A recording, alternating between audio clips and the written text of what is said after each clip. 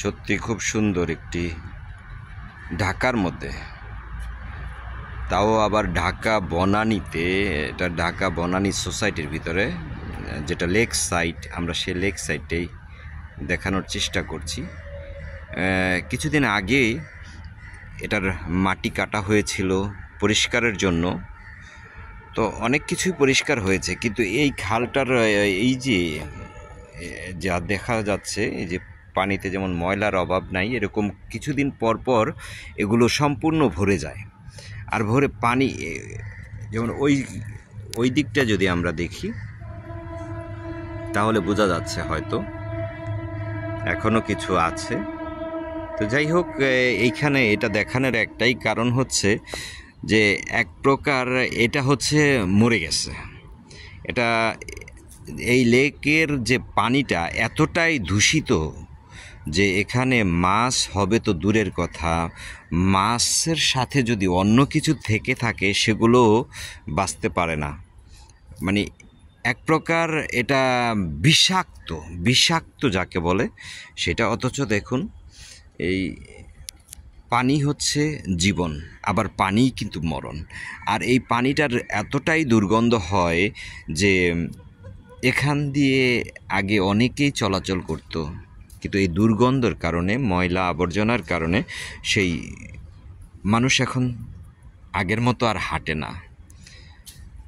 কারণ সবাই একটা পরিবেশ খোঁজে, কিন্তু এখানে সেই পরিবেশ নাই। এখানে যে পানি দেখা যাচ্ছে, এটা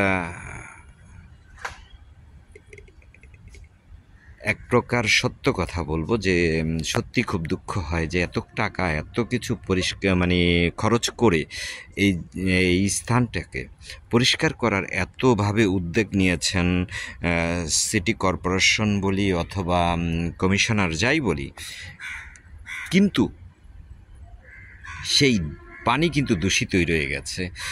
চারপাশের এই বর্জ্যগুলো এসে পড়ছে এখানে, আর এইখানের এই পানিগুলো প্রবাহিত হতে না পারলে যেটা হয় সেটাই হচ্ছে। এটা কিন্তু এখানে কিন্তু মাছ যদি থাকতো তাহলে প্রচুর পরিমাণ একসময় এখানে মাছ ছিল, তাহলে হয়তো আমরা এখন যেভাবে ক্যামেরাটা ধরে রেখেছি যে কোনো মুহূর্তে সেটা দেখা যেত। কিন্তু এখন দুঃখের বিষয়, পানির এই যেই অবস্থা, এই দূষণের ফলে পানি দূষিত, এতটাই দূষিত যে এখানে এখন আর মাছ হয় না।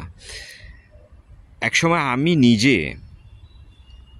অপেক্ষায় থাকতাম কখন লুকিয়ে হলেও মাছ ধরবো। এত পরিমাণ মাছ ছিল যে মাছ দেখার জন্য অনেকে ছুটে আসতো, কিন্তু এখন আর সেই মাছ নাই।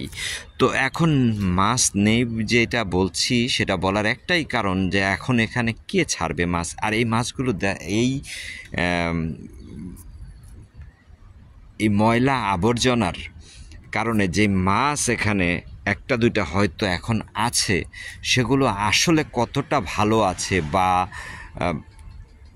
কিভাবে সেই মাছগুলো ধ্বংস হয়ে যাচ্ছে, সেটা আসলে এদিকে তাকালেই বোঝা যায়।